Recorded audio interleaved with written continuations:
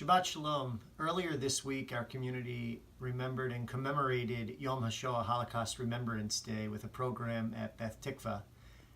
We thought it was important to also note that earlier in the month, we observed the 75th anniversary of the Warsaw Ghetto Uprising. On the secular calendar, that date is April 19th, but in the Jewish calendar, the Warsaw Ghetto Uprising coincided with the beginning of Pesach. We've included a short video here to talk about the Warsaw Ghetto Uprising and the importance of it in Jewish history. Thank you.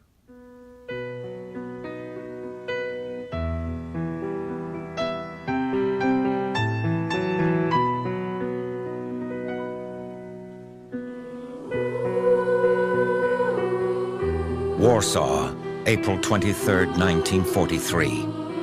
From outside of the city's Jewish ghetto, Poles can hear gunfire and see flames rising through the apartments beyond the wall. It's the fifth day of an uprising in the ghetto, an uprising that has surprised the Poles and shocked the Nazi officers charged with cleansing Warsaw of its remaining Jews. Inside the ghetto, hiding in a subterranean bunker at number 18 Mila Street, the 24-year-old military commander of the Jewish fighting organization, Mordecai Anilevich, scribbles a note to a friend. "Things have surpassed our boldest dreams," he writes. "The Germans ran away from the ghetto twice." But Anilevich is realistic. "I can't describe to you the conditions in which the Jews are living," he continues. "Only a few individuals will hold out. All the rest will be killed, sooner or later." The battle is a complete mismatch. 2,000 heavily armed German soldiers against 700 untrained Jewish teenagers armed only with pistols and gasoline bombs.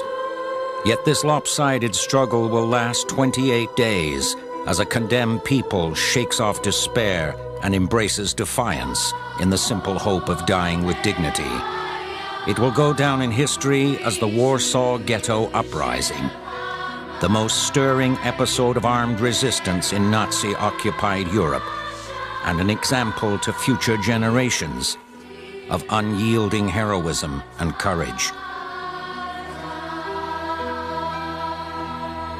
The final testament of Mordecai Anilevich is a letter sent earlier in the uprising to his deputy, Yitzhak Zuckerman. Anilevich wrote, "Peace go with you, my friend. Perhaps we shall meet again. The main thing is the dream of my life has come true. Self-defense in the ghetto and Jewish armed resistance have become a reality. I have lived to see the magnificent heroism of Jewish fighters in battle."